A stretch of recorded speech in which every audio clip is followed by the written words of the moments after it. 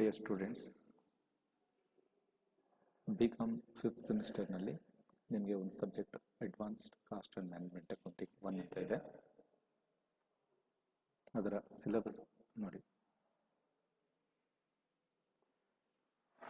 Unit 1ನಲ್ಲಿ introduction to costing methods, unit 2 contract costing, process costing, operating costing, reconciliation of cost and financial accounts, and activity based costing. ಇದನ್ನು ಪ್ರತಿ chapter ಬಂದಾಗ in detail ಆಗಿ explain ಮಾಡ್ತಾ ಹೋಗ್ತಿದ್ದೀನಿ. ನಿಮಗೆ ರೆಫರೆನ್ಸ್ಗೆ ಇರಲಿ ಅನ್ನೋ ಕಾರಣಕ್ಕಾಗಿ ಇಲ್ಲಿ ಸಿಲೆಬಸ್ ಕಾಪಿ ಪೇಸ್ಟ್ ಮಾಡಿದ್ದೀನಿ. ಸೊ ಅದರಲ್ಲಿ first chapter introduction to costing methods. Myself, Murali MG, Assistant Professor, Department of Commerce, GFBC, Talkad.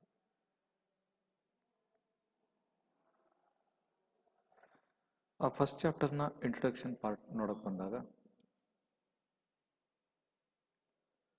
ಅದಕ್ಕೂ ಮುಂಚೆ ಈ ಚಾಪ್ಟರ್ನ ಉದ್ದೇಶ ಏನು, ಈ ಸಬ್ಜೆಕ್ಟ್ ನಿಮಗೆ ಯಾಕೆ ಇಂಟ್ರೊಡ್ಯೂಸ್ ಮಾಡಿದ್ದಾರೆ, ಮತ್ತು ಈ ಚಾಪ್ಟರ್ನಲ್ಲಿ ನೀವು ತಿಳ್ಕೊಳ್ಬೇಕಾದಂಥ ಅಂಶಗಳೇನು ಅದನ್ನು ಈ ವಿಡಿಯೋದಲ್ಲಿ ನೋಡುವ.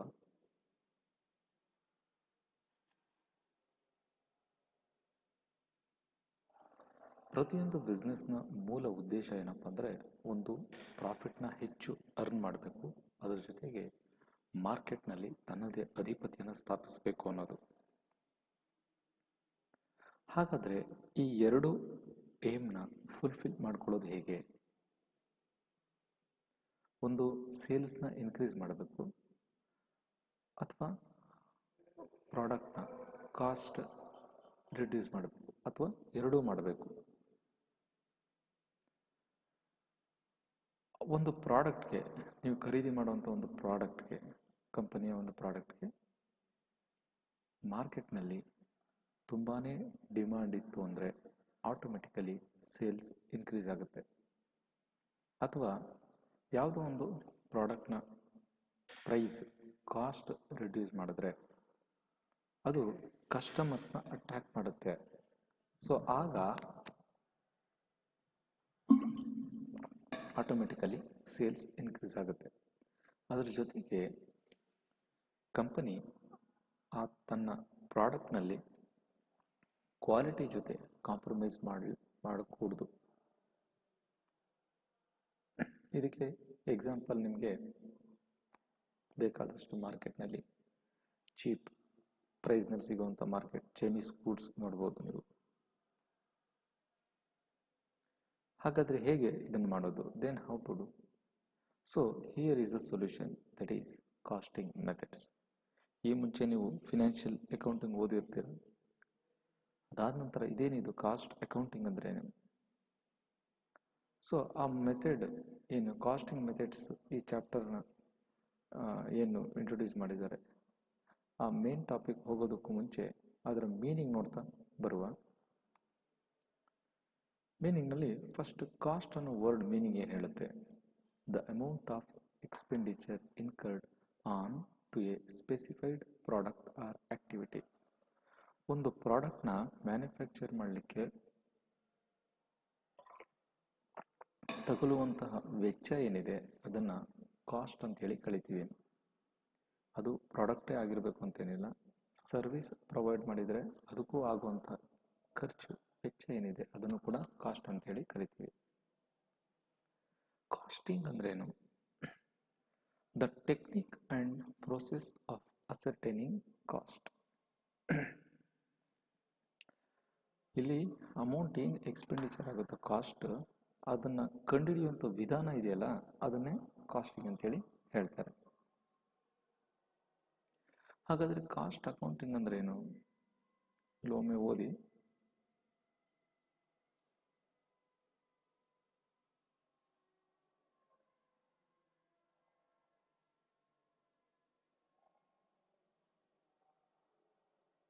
ಸೊ ಇದೇನು ಹೇಳುತ್ತೆ ಅಂದರೆ ಈ ಪ್ಯಾರಾಗ್ರಾಫು, ಸೊ ನಾವೇನು ಕಾಸ್ಟ್ನ ಫೈಂಡ್ ಔಟ್ ಮಾಡ್ತಿರಲ್ಲ ಅದನ್ನು ಒಂದು ಸಿಸ್ಟಮ್ಯಾಟಿಕಲಿ ಪ್ರೊಜೆಕ್ಟ್ ಮಾಡುವಂಥದ್ದನ್ನು, ಸೊ ಇಲ್ಲಿ ಪೀರಿಯಾಡಿಕಲ್ ಸ್ಟೇಟ್ಮೆಂಟ್ಸ್ ಅಂತ ಹೇಳ್ತಿರಲ್ಲ ಅದು profit and loss account, balance sheet ಏನಿದೆ ಅದನ್ನು ಪೀರಿಯಡಿಕಲ್ ಸ್ಟೇಟ್ಮೆಂಟ್ಸ್ ಅಂತ ಹೇಳೋದು. ಅದನ್ನು ಪ್ರೊಜೆಕ್ಟ್ ಮಾಡೋ ರೀತಿಗೆ ಒಂದು ಸಿಸ್ಟಮ್ಯಾಟಿಕಲಿ ಅಸರ್ಟೈನ್ ಮಾಡುವಂಥ ಒಂದು ಪ್ರೋಸೆಸ್ಗೆ ಕಾಸ್ಟ್ ಅಕೌಂಟಿಂಗ್ ಅಂತೇಳಿ ಕರಿತೀವಿ. So let us see the objectives of cost accounting. Ascertainment of cost. Financial ಅಕೌಂಟಿಂಗ್ನಲ್ಲಿ ನೀವು ಏನೇನು ಎಕ್ಸ್ಪೆಂಡಿಚರ್ ಆಗುತ್ತೋ ಅದನ್ನು ಜಸ್ಟ್ ಒಂದು ಸಿಸ್ಟಮ್ಯಾಟಿಕಲಿ ಅರೇಂಜ್ ಮಾಡಿ ಪ್ರೊಜೆಕ್ಟ್ ಮಾಡ್ತೀವಿ. ಆದರೆ ಕಾಸ್ಟ್ ಅಕೌಂಟಿಂಗಲ್ಲಿ ಹಾಗಲ್ಲ. ಕಾಸ್ಟ್ ಅಕೌಂಟಿಂಗ್ನ ಮೂಲ ಉದ್ದೇಶನೇ ಆ್ಯಕ್ಚುಲಾಗಿ ಕಾಸ್ಟ್ ಎಷ್ಟಾಗಿದೆ ಅಂತ ಅಸರ್ಟೈನ್ ಮಾಡೋದು. ಅದರಲ್ಲಿ ಇನ್ವಾಲ್ವ್ ಆಗಿರುವಂಥ ಎಕ್ಸ್ಪೆಂಡಿಚರ್ ಯಾವ್ದ್ಯಾವುದು, ಅದು ಮೆಟೀರಿಯಲ್ ಇರ್ಬೋದು, ಲೇಬರ್ ಎಕ್ಸ್ಪೆನ್ಸಸ್ ಇರ್ಬೋದು, ಅಥವಾ ಡೈರೆಕ್ಟ್ ಎಕ್ಸ್ಪೆನ್ಸಸ್ ಇರ್ಬೋದು. ಇವೆಲ್ಲ ಅಸರ್ಟೈನ್ ಮಾಡುವಂಥದ್ದೇ, ಕ್ಯಾಲ್ಕುಲೇಟ್ ಮಾಡುವಂಥದ್ದೇ ಅದರ first objective. Second thing, classifies the expenditure with reference to the cost of the product. It classifies the expenditure means material cost ಇರ್ಬೋದು, labour cost, ಮತ್ತು direct expenses, indirect expenses ಅಂತ ಏನು ಅದನ್ನು part by part divide ಮಾಡ್ಕೊಂಡಿದ್ದೀವಿ, ಆ ಎಕ್ಸ್ಪೆಂಡಿಚರ್ನ ಇಲ್ಲಿ classify ಮಾಡ್ತಾ ಇದ್ದಾರೆ. ಮತ್ತು ಡಿಟರ್ಮಿನೇಷನ್ ಆಫ್ ಸೆಲ್ಲಿಂಗ್ ಪ್ರೈಸ್. ಒಂದು ಪ್ರಾಡಕ್ಟ್ನ ಮ್ಯಾನುಫ್ಯಾಕ್ಚರ್ ಮಾಡೋದಷ್ಟೇ ಅಲ್ಲ, ಆ ಪ್ರಾಡಕ್ಟ್ಗೆ ಸೆಲ್ಲಿಂಗ್ ಪ್ರೈಸ್ನ ಫಿಕ್ಸ್ ಮಾಡೋದಿಲ್ಲ, ಅದು ವೆರಿ ಇಂಪಾರ್ಟೆಂಟ್. ಯಾಕೆ ಅಂತ ಹೇಳಿದ್ರೆ ಅಟ್ ಪ್ರೆಸೆಂಟು ಮಾರ್ಕೆಟ್ನಲ್ಲಿ ಪ್ರತಿಯೊಂದು ಕಂಪನಿಗಳು ತುದಿಗಾಲಿನಲ್ಲಿ ನಿಂತಿರ್ತವೆ. ಮಾರ್ಕೆಟ್ನ ನಾನು ಕ್ಯಾಪ್ಚರ್ ಮಾಡಬೇಕು, ಸೊ ಅತಿ ಹೆಚ್ಚು ಪ್ರಾಫಿಟ್ ಅರ್ನ್ ಮಾಡಬೇಕು, ಮಾರ್ಕೆಟ್ನ ಅಕ್ವೈರ್ ಮಾಡ್ಕೋಬೇಕು ಅನ್ನೋ ತುದಿಗಾಲಲ್ಲಿ ನಿಂತಿರ್ತವೆ. ಅದಕ್ಕೆ ಯಾವುದೇ ಒಂದು ಪ್ರಾಡಕ್ಟನ್ನು ಇಂಟ್ರೊಡ್ಯೂಸ್ ಮಾಡೋದಕ್ಕೂ ಮುಂಚೆ ಆ ಕಂಪನಿ ಅದರ ಸೆಲ್ಲಿಂಗ್ ಪ್ರೈಸ್ನ ಫಿಕ್ಸ್ ಮಾಡಬೇಕು. ಹೇಗೆ ಫಿಕ್ಸ್ ಮಾಡುತ್ತೆ? ಆ ಸೆಲ್ಲಿಂಗ್ ಪ್ರೈಸ್ನ ಫಿಕ್ಸ್ ಮಾಡೋದಕ್ಕೆ ಅದು ಎಷ್ಟು ಆ್ಯಕ್ಚುಲಾಗಿ ಕಾಸ್ಟ್ ಇದಾಗುತ್ತೆ ಅನ್ನೋದನ್ನು ಅದು ಫಸ್ಟ್ ಫೈಂಡ್ ಔಟ್ ಮಾಡ್ಕೋಬೇಕು. ನೀವು ಇಲ್ಲೊಂದು ಪಿಕ್ಚರ್ ತೋರಿಸಿದೆ ನೋಡಿ, ಫ್ಲಿಪ್ಕಾರ್ಟು ಮತ್ತು ಅಮೆಝಾನು. ಸೊ ಇವರೆಲ್ಲ ಒಂದು ರೇಸಲ್ಲಿರ್ತಾರೆ ಪ್ರೈಸನ್ನು ಕೋಟ್ ಮಾಡೋದಕ್ಕೆ ಮುಂಚೆ. ಇವರೊಂದು ಕಸ್ಟಮರ್ಸ್ನ ಅಟ್ರ್ಯಾಕ್ಟ್ ಮಾಡೋವಂಥದ್ದೇ ಪ್ರೈಸ್. ಸೊ ಈ ಒಂದು ಕಂಪನಿ 500 ರೂಪೀಸ್ ಕೊಟ್ಟರೆ ಇನ್ನೊಂದು ಕಂಪನಿ 450 ರೂಪೀಸ್ ಕೊಡುತ್ತೆ. ಸೊ ಈ ಪ್ರೈಸ್ ಕಾಂಪಿಟೇಷನ್ನ ಫಿಕ್ಸ್ ಮಾಡ್ಕೋಬೇಕು ಅಂತ ಹೇಳಿದ್ರೆ, ಪ್ರೈಸ್ ಕಾಂಪಿಟೇಷನಲ್ಲಿ ನಾವು ಜಂಪ್ ಮಾಡಬೇಕು ಅಂತ ಹೇಳಿದ್ರೆ ಅದಕ್ಕಿಂತ ಮುಂಚೆ ನಾವು ರೆಡಿ ಇರಬೇಕು. ರೆಡಿ ಮಾಡೋದಕ್ಕೆ ಸೆಲ್ಲಿಂಗ್ ಪ್ರೈಸ್ನ ಕರೆಕ್ಟಾಗಿ ನಾವು ಫಿಕ್ಸ್ ಮಾಡಿಕೊಂಡ್ರೆ ಮಾರ್ಕೆಟ್ಗೆ ಎಂಟರ್ ಆಗ್ಬೋದು. ಕಾಸ್ಟ್ ಕಂಟ್ರೋಲ್ ಅಂದರೆ it compares the actual performance with the predetermined standard. So ಒಂದು ಪ್ರಾಡಕ್ಟ್ನ, ಫಾರ್ ಎಕ್ಸಾಂಪಲ್ ಒಂದು ಪೆನ್ನನ್ನು ಮ್ಯಾನುಫ್ಯಾಕ್ಚರ್ ಮಾಡಲಿಕ್ಕೆ ಆ್ಯಕ್ಚುಲಾಗಿ ಎಷ್ಟು ಕಾಸ್ಟ್ ಆಗ್ಬೋದು, ಸೊ ಅದೇ ಕಾಸ್ಟನ್ನು ಒಂದು ಸ್ಟ್ಯಾಂಡರ್ಡ್ ಮಾನದಂಡವಾಗಿ ಇಟ್ಕೊಂಡು ಪ್ರತಿ ಸರಿನೂ ಅದು ಮ್ಯಾನುಫ್ಯಾಕ್ಚರ್ ಮಾಡುವಾಗ ಅದನ್ನು ಕಂಪೇರ್ ಮಾಡ್ತಾ ಬರಬೇಕು. ಆಗ ಕಂಪನಿಗೆ ಗೊತ್ತಾಗುತ್ತೆ ತಾವು ಎಲ್ಲಿ ಎಡವಿರ್ತೀರ. ಫಾರ್ ಎಕ್ಸಾಂಪಲ್ ಮೆಟೀರಿಯಲ್ಲು 5 ರೂಪೀಸ್ ಆಗೋ ಪ್ಲೇಸ್ನಲ್ಲಿ 6 ರೂಪೀಸ್ ಖರ್ಚಾಗ್ತಾ ಇದೆ ಅಂತ ಹೇಳಿದ್ರೆ ಅಲ್ಲೆಲ್ಲೋ ಮೆಟೀರಿಯಲ್ ವೇಸ್ಟ್ ಆಗ್ತಾ ಇದೆ ಅಂತ ಅರ್ಥ. ಅದನ್ನು ಹೇಗೆ ಅವಾಯ್ಡ್ ಮಾಡಬೇಕು? ಲೇಬರು 10 ರೂಪೀಸ್ ಆಗುವಂಥ ಪ್ಲೇಸ್ನಲ್ಲಿ 11 ರೂಪೀಸ್ ಆಗ್ತಾ ಇದೆ, ಸೊ ಎಲ್ಲೋ ಲೇಬರ್ ಐಡಲ್ ಆಗಿರ್ತಾ ಇದ್ದಾರೆ ಅನ್ನೋದು, ಅದೆಲ್ಲ ಸಿಂಪ್ಟಮ್ಸ್ ಗೊತ್ತಾಗುತ್ತೆ. ಅದನ್ನು ಫೈಂಡ್ ಔಟ್ ಮಾಡಲಿಕ್ಕೆ ನಮಗೆ ಹೆಲ್ಪ್ ಮಾಡೋದು ಈ ಕಾಸ್ಟ್ ಅಕೌಂಟಿಂಗ್. ಅಸಿಸ್ಟಿಂಗ್ ಮ್ಯಾನೇಜ್ಮೆಂಟ್ ಇನ್ ಡಿಸಿಷನ್ ಮೇಕಿಂಗ್. ಏನಿದು ಮ್ಯಾನೇಜ್ಮೆಂಟ್ಗೆ ಹೇಗೆ ಇದು ಡಿಸಿಷನ್ನ ತಗೊಳ್ಳಿಕ್ಕೆ ಹೆಲ್ಪ್ ಮಾಡುತ್ತೆ ಅನ್ನೋದು ಹೇಳ್ತಾ ಇದೆ. ಎಲ್ಲಿ ಲೂಪ್ ಹೋಲ್ಸ್ ಇರುತ್ತೋ ಅದನ್ನು ಫೈಂಡ್ ಔಟ್ ಮಾಡಿಕೊಡೋದ್ರಿಂದ ಮ್ಯಾನೇಜ್ಮೆಂಟ್ಗೆ ಹೆಲ್ಪ್ ಆಗುತ್ತೆ. ಅದನ್ನು ರೆಕ್ಟಿಫೈ ಮಾಡಲಿಕ್ಕೆ, ಅದಕ್ಕೆ ಸೊಲ್ಯೂಷನ್ ಕೊಡಲಿಕ್ಕೆ.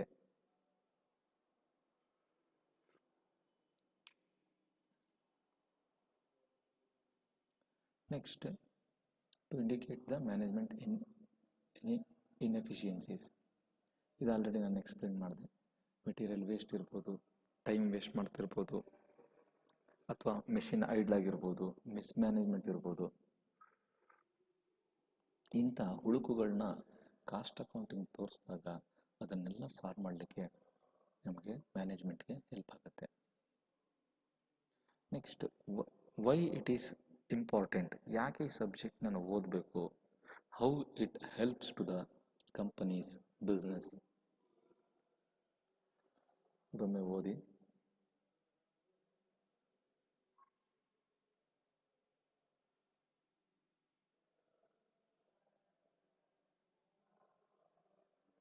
ಸೊ ಇದು ಪ್ರೀವಿಯಸ್ ಆಬ್ಜೆಕ್ಟಿವ್ಸ್ನಲ್ಲಿ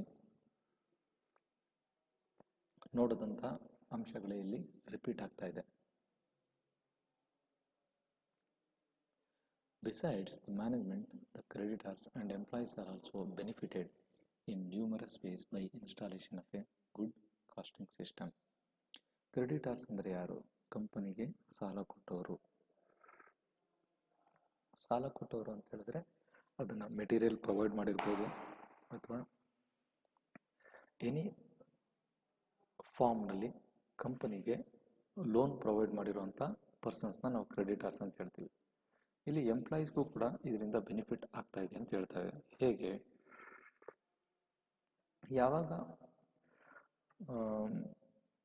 ಕಂಪನಿ ಕಾಸ್ಟ್ ರಿಡ್ಯೂಸ್ ಮಾಡ್ತಿದ್ದಂಗೆ ಪ್ರಾಫಿಟ್ ಜಾಸ್ತಿ ಆಗ್ತದೋ ಅದರಿಂದ ಬರುವಂಥ ಬೆನಿಫಿಟ್ಟು ಎಂಪ್ಲಾಯೀಸ್ಗೂ. ಅದು ಅವ್ರಿಗೆ ಹೆಲ್ತ್ ಇನ್ಶೂರೆನ್ಸ್ ಮಾಡಿಸೋದಿರ್ಬೋದು, ಬೋನಸ್ ಕೊಡೋದಿರ್ಬೋದು, ಸ್ಯಾಲ್ರಿನ ಇನ್ಕ್ರೀಸ್ ಮಾಡೋದಿರ್ಬೋದು, ಪ್ರಮೋಷನ್ ಕೊಡೋದಿರ್ಬೋದು. ಸೊ ಇದೆಲ್ಲ ಪ್ರಾಡಕ್ಟ್ನ ಸೇಲ್ಸ್ ಮೇಲೆ ಡಿಪೆಂಡ್ ಆಗಿರುತ್ತೆ. ಆ ಸೇಲ್ಸ್ ಇನ್ಕ್ರೀಸ್ ಆಗಲಿಕ್ಕೆ ಕಾಸ್ಟಿಂಗ್ ಹೆಲ್ಪ್ ಮಾಡೋದ್ರಿಂದ ಅದರಿಂದ ಎಂಪ್ಲಾಯೀಸ್ಗೂ ಕೂಡ ಬೆನಿಫಿಟ್ ಆಗುತ್ತೆ. ಒಂದು ಕಂಪನಿ ಚೆನ್ನಾಗಿ ನಡೀತಿದೆ, ಅದರಲ್ಲಿ ಮ್ಯಾನೇಜ್ಮೆಂಟ್ ಚೆನ್ನಾಗಿದೆ, ಪ್ರಾಡಕ್ಟು ಮಾರ್ಕೆಟ್ನಲ್ಲಿ ಒಳ್ಳೆ ಸರ್ಕ್ಯುಲೇಷನ್ ಇದೆ ಅನ್ನೋ ಇಂಪಾರ್ಟೆಂಟ್ ವಿಷಯಗಳನ್ನೆಲ್ಲ ನೋಡಿಯೇ ಈ ಕ್ರೆಡಿಟರ್ಸು ಲೋನ್ ಪ್ರೊವೈಡ್ ಮಾಡ್ತಾರೆ. ಇಂಪಾರ್ಟೆನ್ಸಲ್ಲಿ costing is an aid to management. ಹೇಗೆ ಅದು? Cost accounting helps in price fixation. ಈಗ ಇರುವಂಥ ಕಟ್ ಥ್ರೋಟ್ ಕಾಂಪಿಟೇಷನ್ನಲ್ಲಿ ಕಸ್ಟಮರ್ಸ್ನ ಅಟ್ರ್ಯಾಕ್ಟ್ ಮಾಡುವಂಥದ್ದು ಫಸ್ಟ್ ಪ್ರೈಸ್ ಫಿಕ್ಸ್ ಮಾಡೋದಕ್ಕೆ ಯಾವುದೋ ಒಂದು ಕಂಪನಿಯವರು TV ಅವರು 13,000 rupeesಗೆ ಫುಲ್ HD ಕೊಡ್ತಾ ಇದ್ದಾರೆ ಅಂತ ಹೇಳಿದಾಗ ಅದೇ ಇನ್ನೊಂದು ಕಂಪನಿ ಅದಕ್ಕಿಂತ ಕಡಿಮೆ ರೇಟ್ನಲ್ಲಿ ಅದೇ ಫೀಚರ್ನಲ್ಲಿರುವಂಥ ಪ್ರಾಡಕ್ಟನ್ನು ಹೇಗೆ ಕೊಡ್ಬೋದು ಅಂತ ಥಿಂಕ್ ಮಾಡುತ್ತೆ. ಈಗ ನೀವು ನೋಡ್ತೀರಾ ಮೊಬೈಲ್ನಲ್ಲಿ ಎಷ್ಟು ಕಾಂಪಿಟೇಷನ್ ಇದೆ. ಫಸ್ಟ್ ಮೆಗಾಪಿಕ್ಸೆಲ್ ನೋಡ್ತೀವಿ, ಸ್ಕ್ರೀನ್ ಸೈಜ್ ನೋಡ್ತೀವಿ, ರ್ಯಾಮು.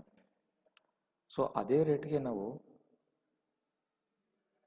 ಅದೇ ಫೀಚರ್ಸ್ನಲ್ಲಿರುವಂಥ ಇನ್ನೊಂದು ಕಂಪನಿ ಕಡಿಮೆ ರೇಟು ಕೊಟ್ಟಾಗ ಆಬ್ವಿಯಸ್ಲಿ ಕಸ್ಟಮರು ಆ ಕಡೆ ಮುಖ ಮಾಡ್ತಾನೆ. ಸೊ ಅದನ್ನು ಅಂಥ ಪ್ರೈಸ್ನ ಫಿಕ್ಸ್ ಮಾಡಲಿಕ್ಕೆ ನಮಗೆ ಹೆಲ್ಪ್ ಮಾಡುವಂಥದ್ದು costing. Next, cost accounting helps in making estimates ಅಂತ ಹೇಳಿದ್ರೆ ಪ್ರೈಸ್ನ ಕೋಟ್ ಮಾಡೋದಕ್ಕೆ ಇರ್ಬೋದು, ಅಥವಾ ಯಾವುದೋ ಒಂದು ಪ್ರಾಡಕ್ಟು ಮಾರ್ಕೆಟ್ನಲ್ಲಿ ಸಿಗ್ತಿರೋದಕ್ಕಿಂತ ಅದನ್ನು ನಾವೇ ಮ್ಯಾನುಫ್ಯಾಕ್ಚರ್ ಮಾಡ್ಬೋದಾ ಅನ್ನೋ ಒಂದು ಕಾನ್ಸೆಪ್ಟ್ ಏನಾದ್ರು ಇತ್ತು ಅಂತ ಹೇಳಿದ್ರೆ ಅದು ಡಿಸಿಷನ್ ತಗೊಳ್ಳಿಕ್ಕೆ ಈ ಕಾಸ್ಟಿಂಗ್ ಹೆಲ್ಪ್ ಮಾಡುತ್ತೆ. Cost accounting eliminates wastages. Already we have discuss this. ಹೇಗೆ ಮೆಷಿನ್ ಐಡ್ಲ್ ಆಗಿರ್ಬೋದು, ಲೇಬರ್ ಐಡ್ಲ್ ಆಗಿರ್ಬೋದು, ಅಥವಾ ಮೆಟೀರಿಯಲ್ ವೇಸ್ಟೇಜಸ್ ಇರ್ಬೋದು, ಅದನ್ನು ಹೇಗೆ ಅವಾಯ್ಡ್ ಮಾಡುತ್ತೆ ಅನ್ನೋದು. Cost accounting helps in determining and enhancing efficiency. So ಇದೇನು ಮಾಡುತ್ತೆ ಅಂತ ಹೇಳಿದ್ರೆ ಎನ್ಹ್ಯಾನ್ಸಿಂಗ್ ಎಫಿಷಿಯನ್ಸಿ ಅಂದರೆ ಎಂಪ್ಲಾಯೀಸ್ನಲ್ಲಿರುವಂಥ ಅವ್ರಿಗೆ ಬೂಸ್ಟ್ ಮಾಡೋವಂಥದ್ದು, ಅವ್ರಿಗೆ ಪ್ರಮೋಟ್ ಮಾಡೋವಂಥದ್ದು, ಮೋಟಿವೇಟ್ ಮಾಡೋವಂಥದ್ದು. ಸೊ ಯಾವಾಗ ಅವ್ರನ್ನ ಮೋಟಿವೇಟ್ ಮಾಡಿದಾಗ, ಅಟ್ರಾಕ್ಟಿವ್ ಸ್ಯಾಲ್ರಿ, ಬೋನಸ್ ಕೊಟ್ಟಾಗ ಆಟೋಮೆಟಿಕಲಿ ಅವರ ಎಫಿಷಿಯನ್ಸಿ ಇನ್ಕ್ರೀಸ್ ಆಗ್ತಾ ಹೋಗುತ್ತೆ. Costing as an aid to creditors ಬಗ್ಗೆ ಆಲ್ರೆಡಿ ನಿಮಗೆ ಎಕ್ಸ್ಪ್ಲೇನ್ ಮಾಡಿದೆ. ಸೊ ಇದು ಕಂಪನಿ ಅಥವಾ ಬಿಸ್ನೆಸ್ ಫರ್ಮು ಯಾವಾಗ ತನ್ನ ಕ್ವಾಲಿಟಿ ಪಾಲಿಸಿನ ಡಿಸ್ಕ್ಲೋಸ್ ಮಾಡಿದಾಗ ಆಬ್ವಿಯಸ್ಲಿ ಕ್ರೆಡಿಟರ್ಸ್ ಕೂಡ ಅಟ್ರಾಕ್ಟ್ ಆಗ್ತಾರೆ. Costing as an aid to employees. So ಎಂಪ್ಲಾಯೀಸ್ಗೆ ಕಂಪನೀಸಿಂದ ಸಿಗುವಂಥ ಬೆನಿಫಿಟ್ ಏನಿದೆ ಆ ಬೆನಿಫಿಟ್ ಕೊಡೋದ್ರ ಮೂಲಕ ಕಾಸ್ಟಿಂಗ್ ಎಂಪ್ಲಾಯೀಸ್ಗೂ ಹೆಲ್ಪ್ ಮಾಡುತ್ತೆ. ಇಟ್ಟು ನ್ಯಾಷನಲ್ ಇಕಾನಮಿ. ಏಟ್ ಅಂತ ಹೇಳಿದ್ರೆ ಹೆಡ್ ಅಂದರೆ ಇಲ್ಲಿ ಇಟ್ ಸಪೋರ್ಟ್ಸ್ ಹೆಲ್ಪ್ಸ್ ಅಂತ. ಸೊ ಟೋಟಲಿ ಕಂಪನಿ ಒಳ್ಳೆ ಪ್ರಾಫಿಟ್ ಮಾಡ್ತಿದೆ ಅಂದಾಗ ಆಬ್ವಿಯಸ್ಲಿ ಇನ್ಕಮ್ ಜನ್ರೇಷನ್ ಜಾಸ್ತಿ ಆಗುತ್ತೆ, ಎಂಪ್ಲಾಯ್ಮೆಂಟ್ ಜಾಸ್ತಿ ಆಗುತ್ತೆ, ಪ್ರಾಡಕ್ಟ್ ಸರ್ಕ್ಯುಲೇಷನ್ ಜಾಸ್ತಿ ಆಗುತ್ತೆ. ಸೊ ಇಂಡೈರೆಕ್ಟ್ಲಿ ಅದು ನ್ಯಾಷನಲ್ ಎಕಾನಮಿಗೆ ಕಾಂಟ್ರಿಬ್ಯೂಟ್ ಮಾಡುತ್ತೆ. ಸೊ ಮೇನ್ ಟಾಪಿಕ್ ಬಂದು ಮೆಥಡ್ಸ್ ಆಫ್ ಕಾಸ್ಟಿಂಗ್. ಈ ಕಾಸ್ಟಿಂಗ್ನಲ್ಲಿ ಬೇಕಾದಷ್ಟು ಮೆಥಡ್ಗಳಿದೆ. ಅದು ಯಾವುದ್ಯಾವುದು ಅಂತ ಒಂದು ಜಸ್ಟ್ ಇಂಟ್ರೊಡಕ್ಷನ್ ಇಲ್ಲಿ ನೋಡ್ತಾ ಹೋಗೋಣ. First one is job costing. ಹಾಗಂದ್ರೆ ಏನು? It is used in firms which work on the basis of job work. ಈ ಸಿಸ್ಟಮ್ನ ಈ ಟೈಪ್ ಕಾಸ್ಟಿಂಗ್ನ ಯಾವ್ಯಾವ ಬಿಸ್ನೆಸ್ ಫರ್ಮ್ನಲ್ಲಿ ಯೂಸ್ ಮಾಡ್ತಾರೆ ಅನ್ನೋದು ನೋಡಿ ಪಿಕ್ಚರ್. ಇದು ಶಿಪ್ ಬಿಲ್ಡಿಂಗ್ ಕಂಪನಿಗಳು,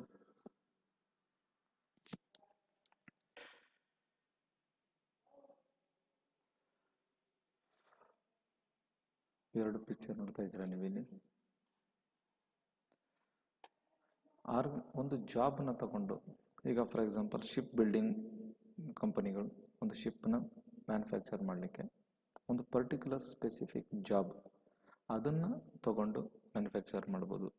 ಇಲ್ಲಿ ವೆಲ್ಡಿಂಗ್ ವರ್ಕ್ ನಡೀತಾ ಇದೆ ನೋಡಿ ಪಿಕ್ಚರ್ನಲ್ಲಿ. ಸೊ ಈ ಒಂದು ಪರ್ಟಿಕ್ಯುಲರ್ ಯಾವುದೋ ಒಂದು ಗೇಟ್ ಮಾಡ್ತಾ ಇದ್ದಾನೆ, ಗೇಟ್ನ ಒಂದು ಜಾಬ್ ಪರ್ಟಿಕ್ಯುಲರ್ ಜಾಬನ್ನು ತಗೊಂಡು ಈ ಜಾಬ್ ಮಾಡಿ ಕೊಡ್ತೀನಿ ಅಂತ ಹೇಳ್ಬಿಟ್ಟು ಮಾಡ್ಕೊಡುವಂಥದ್ದು. ಸೊ ಇಂಥ ಕಂಪ್ನಿಗಳು, ಇಂಥ ಬಿಸ್ನೆಸ್ ಫರ್ಮ್ಸು ಜಾಬ್ ಕಾಸ್ಟಿಂಗ್ನ ಮೆಥಡ್ನ ಫಾಲೋ ಮಾಡ್ತಾ ಹೋಗ್ತವೆ. ಈ job may be different from the other one. So ಪ್ರತಿಯೊಂದು ಜಾಬ್ಗೂ ಕೂಡ ವ್ಯತ್ಯಾಸ ಆಗ್ತಾ ಹೋಗ್ತಾ ಇರೋದು. ಕಂಟಿನ್ಯೂಸ್ ಆಗಿ ಒಂದೇ ಥರ ಐಡೆಂಟಿಕಲ್ ಪ್ರಾಡಕ್ಟ್ಸು ಪ್ರೊಡ್ಯೂಸ್ ಮಾಡ್ತಾ ಹೋಗೋದಿಲ್ಲ. ಈಗ ಫಾರ್ ಎಕ್ಸಾಂಪಲ್ ಸೋಪ್ ಇಂಡಸ್ಟ್ರೀಸ್ ಇರ್ಬೋದು, ಅಥವಾ ಇನ್ನೊಂದು ಟೆಕ್ಸ್ಟೈಲ್ ಇಂಡಸ್ಟ್ರೀಸ್ ಇರ್ಬೋದು, ಅಲ್ಲಿ ಒಂದೇ ಥರನಾದ ಪ್ರಾಡಕ್ಟ್ ಮ್ಯಾನುಫ್ಯಾಕ್ಚರ್ ಆಗ್ತಾ ಹೋಗ್ತಾ ಇರುತ್ತೆ. ಆ ಥರ ಇಲ್ಲಿ ಮಾಡೋದಿಲ್ಲ. ಈಗ ರಾಯಲ್ ಎನ್ಫೀಲ್ಡ್ ಅಂತ ಒಂದು ಬೈಕ್ ತೊಗೊಂಡಾಗ ಅವರು ಮುಂಚೆ ಆರ್ಡರ್ ತೊಗೊಳ್ತಾರೆ, ಇದೇ ಥರ ಸ್ಪೆಸಿಫಿಕ್ಕಾಗಿ ವೆಹಿಕಲ್ ಇರಬೇಕು ಅಂತ ತಗೊಳ್ಳೋವಂಥ ಆರ್ಡರ್ ಮೇಲೆ ಅವರು ಮ್ಯಾನುಫ್ಯಾಕ್ಚರ್ ಮಾಡ್ತಾರೆ. ಅದಕ್ಕೆ ಅಂಥ ವೆಹಿಕಲ್ಸ್ಗಳೆಲ್ಲ ನಿಮ್ಗೆ ತಗೊಳ್ಳಿಕ್ಕೆ 6 months 7 months 8 months ತಗೊಳ್ತಾರೆ. ನೋ ಪ್ರೀ ಡಿಮ್ಯಾಂಡ್ ಪ್ರೊಡಕ್ಷನ್ ಅಂದರೆ ಮುಂಚೆನೇ ಮ್ಯಾನುಫ್ಯಾಕ್ಚರ್ ಮಾಡಿ ಗೂಡ್ಸ್ನ ಆಮೇಲೆ ಸೇಲ್ ಮಾಡೋವಂಥದ್ದಲ್ಲ. ಫಸ್ಟು ಆರ್ಡರ್ ತಗೊಂಡು ಆ ಆರ್ಡರ್ ಬೇಸ್ ಮೇಲೆ ಪ್ರಾಡಕ್ಟ್ನ ಮ್ಯಾನುಫ್ಯಾಕ್ಚರ್ ಮಾಡ್ತಾ ಹೋಗೋದು.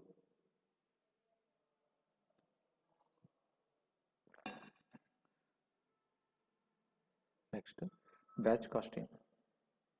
ಹಾಗಂದ್ರೆ ಏನು? ಇದು ಯಾವ್ಯಾವ ಫರ್ಮ್ನಲ್ಲಿ ಯೂಸ್ ಮಾಡ್ತಾರೆ? ಇಲ್ಲಿ ಕಂಟಿನ್ಯೂಸ್ ಬೇಸಿಸ್ ಇರುವಂಥ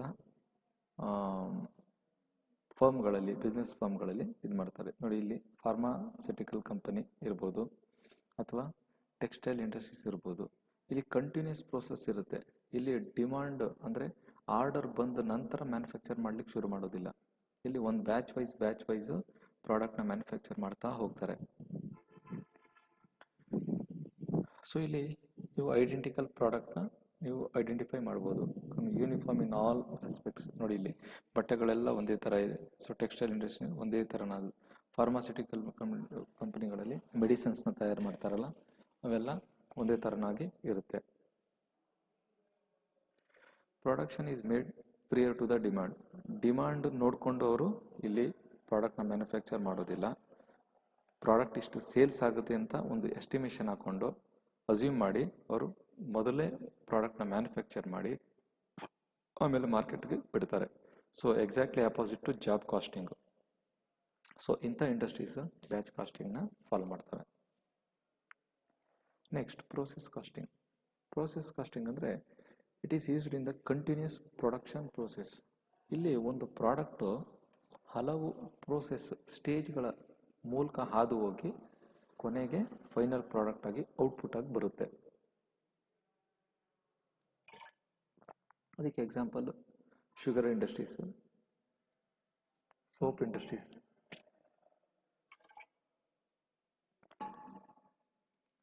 ಸೊ ನಾನು ಹೇಳಿದೆ ಇಲ್ಲಿ it passes through various process. First input ಇರುತ್ತೆ, ಆಮೇಲೆ ಪ್ರೋಸೆಸ್ ಒನ್ನಲ್ಲಿ ಪ್ರಾಡಕ್ಟ್ ಹೋಗುತ್ತೆ. ಫಾರ್ ಎಕ್ಸಾಂಪಲ್ ಈಗ ಒಂದು ಮ್ಯಾನುಫ್ಯಾಕ್ಚರ್ನ ಸೋಪ್ನ ಮ್ಯಾನುಫ್ಯಾಕ್ಚರ್ ಮಾಡಬೇಕು ಅಂದರೆ ಅದರ ಕೆಮಿಕಲ್ಸ್ ಎಲ್ಲ ಒಂದು ಪ್ರೋಸೆಸ್ ಒನ್ ಸ್ಟೇಜ್ ಒನ್ನಲ್ಲಿ ಮಿಕ್ಸ್ ಮಾಡ್ಕೊಳ್ಳೋದು. ಸೆಕೆಂಡ್ ಪ್ರೋಸೆಸ್ನಲ್ಲಿ ಅದನ್ನು ಇನ್ನೊಂದು ಯಾವುದೋ ಮೆಷಿನರಿಗೆ ಹಾಕೋದು.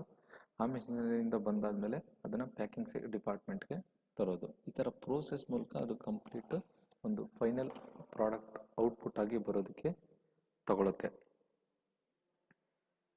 ಸೊ ಇಲ್ಲಿ ಈ ಪ್ರೋಸೆಸ್ ಕಾಸ್ಟಿಂಗ್ ಫಾಲೋ ಮಾಡೋಂಥ ಇಂಡಸ್ಟ್ರೀಸ್ನಲ್ಲಿ ಕಾಸ್ಟ್ ಪರ್ ಯೂನಿಟ್ ಅಥವಾ ಕಾಸ್ಟ್ ಪರ್ ಪ್ರಾಡಕ್ಟ್ನ ಹೇಗೆ ಕ್ಯಾಲ್ಕುಲೇಟ್ ಮಾಡ್ತಾರೆ ಅನ್ನೋದು ಈ ಸೆಂಟೆನ್ಸ್ ಹೇಳ್ತಾ ಇದೆ.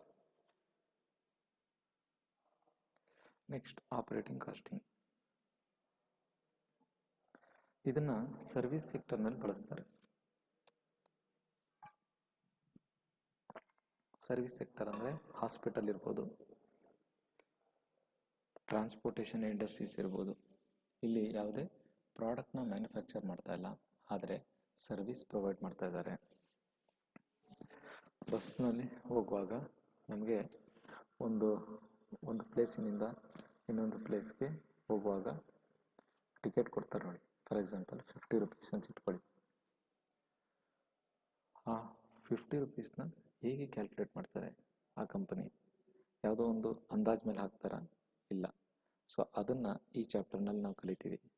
ಆ ಟ್ರಾನ್ಸ್ಪೋರ್ಟ್ ಕಂಪನಿ ಒಂದು ಟಿಕೆಟ್ ರೇಟನ್ನ ಹೇಗೆ ಫಿಕ್ಸ್ ಮಾಡುತ್ತೆ ಅನ್ನೋದನ್ನು ನಾವು ಈ ಚಾಪ್ಟರ್ನಲ್ಲಿ ಕಲಿತೀವಿ. ಬಟ್ ಇಲ್ಲಿ ಯಾವುದೇ ಪ್ರಾಡಕ್ಟ್ ಮ್ಯಾನುಫ್ಯಾಕ್ಚರ್ ಆಗಲ್ಲ, ಆದರೆ ಸರ್ವಿಸ್ ಪ್ರೊವೈಡ್ ಮಾಡ್ತಾರೆ. ಎಕ್ಸಾಂಪಲ್ಸ್ ಇಲ್ಲಿ ಇದೆ ನೋಡಿ. Hospitals, power generating units, transportation. So ಇದನ್ನು ಹೇಗೆ ಕ್ಯಾಲ್ಕುಲೇಟ್ ಮಾಡೋದು ಅನ್ನೋದೇ ಹೇಳ್ತಾ ಇದೆ. Next contract costing. ಇದನ್ನು ಎಲ್ಲಿ ಯೂಸ್ ಮಾಡ್ತಾರೆ ಅಂದರೆ ಕನ್ಸ್ಟ್ರಕ್ಷನ್ ಇಂಡಸ್ಟ್ರೀಸ್, ಅಂದರೆ ಕಾಂಪ್ಲೆಕ್ಸ್ ಬಿಲ್ಡ್ ಮಾಡೋದಿರ್ಬೋದು, ಡ್ಯಾಮ್ ಇರ್ಬೋದು, ಬ್ರಿಡ್ಜಸ್ ಇರ್ಬೋದು. ಸೊ ಇಂಥ ಕಂಪನಿಗಳು ಈ ಕಾಂಟ್ರಾಕ್ಟ್ ಕಾಸ್ಟಿಂಗ್ನ ಫಾಲೋ ಮಾಡ್ತವೆ. ಸೊ ಇದು ನೋಡೋಕ್ಕೆ ಹೋದರೆ ಜಾಬ್ ಕಾಸ್ಟಿಂಗ್ ಥರನೇ ಕಾಣುತ್ತೆ. ಆದರೆ ಒಂದು ಡಿಫ್ರೆನ್ಸ್ ಏನಪ್ಪ ಅಂದರೆ ಜಾಬ್ ಕಾಸ್ಟಿಂಗ್ನಲ್ಲಿ ಒಂದು ಪ್ರಾಡಕ್ಟ್ನ ಮ್ಯಾನುಫ್ಯಾಕ್ಚರ್ ಮಾಡಲಿಕ್ಕೆ ಶಾರ್ಟ್ ಟೈಮ್ ಇರುತ್ತೆ. ಬಟ್ ಕಾಂಟ್ರಾಕ್ಟ್ ಕಾಸ್ಟಿಂಗ್ನಲ್ಲಿ it may take several months or years.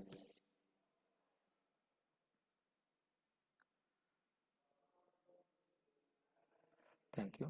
Next ವಿಡಿಯೋದಲ್ಲಿ ಇದೇ ಚಾಪ್ಟರ್ನ ಕಂಟಿನ್ಯೂ ಮಾಡೋಣ.